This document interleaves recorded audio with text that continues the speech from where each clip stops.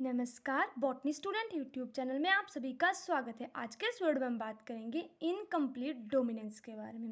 Incomplete dominance हमारे पास non allelic gene interaction का एक टाइप है।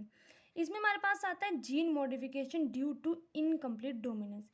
जो मेंडल ने हमारे पास जीन लिए थे उनकी मॉडिफिकेशन होती है इनकम्प्लीट डोमिनेंस में। कैसे इसको समझते हैं? सबसे पहले हम इसमें लेंगे मेंडल का लॉ कि मेंडल ने बोला क्या था। अगर हमें पता हो कि चीज़ क्या है तो ही हम किसी चीज़ को मॉडिफाई कर सकते हैं।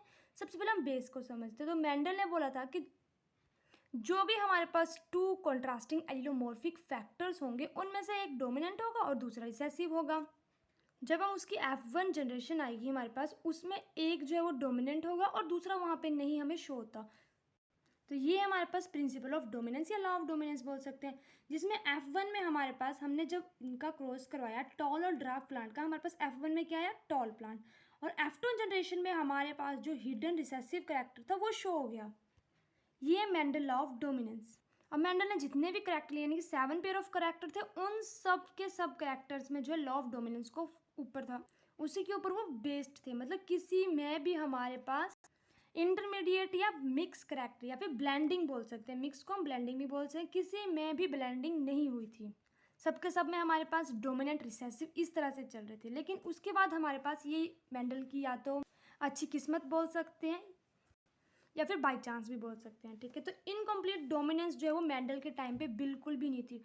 उसने इतने सारे क्रॉस करवाए, इतने सारे उसने एक्सपेरिमेंट किए, लेकिन किसी भी टाइम पे इनकम्प्लीट डोमिनेंस नहीं आई। इनकम्प्लीट डोमिनेंस के डोमिनेंट और रिसेसिव के बीच का इंटरमीडिएट एक नई चीज़, लाइक जब हम जो है वो टॉल और ड्राफ्ट को क्रॉस करवाते हैं तो मेंडल के लॉ ऑफ डोमिनेंस के अकॉर्डिंग हमारे पास जो है वो 1 pure tall, 2 hybrid tall and 1 pure recessive draft आ जाएगा। लेकिन इनकम्प्लीट डोमिनेंस में क्या होगा हमारे पास? इनकम्प्लीट डोमिनेंस अगर हम करें तो इनकम्प्लीट डोमिनेंस में होगा कि 1 प्योर टॉल 1 प्योर ड्राफ्ट, और जो बीच वाला होगा इंटरमीडिएट वो हाफ टॉल होगा और हाफ ही ड्राफ्ट होगा।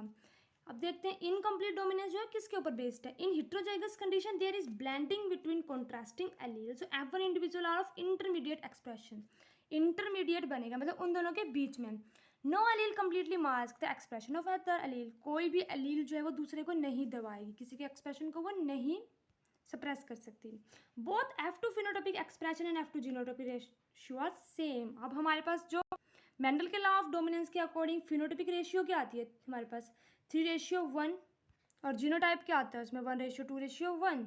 ऐसा हमारे पास इनकम्प्लीट डोमिनेंस में बिल्कुल भी नहीं होगा। इसकी डेफिनेशन देखते हैं तो incomplete dominance the gene of an allelomorphic pair are not express as dominant and recessive.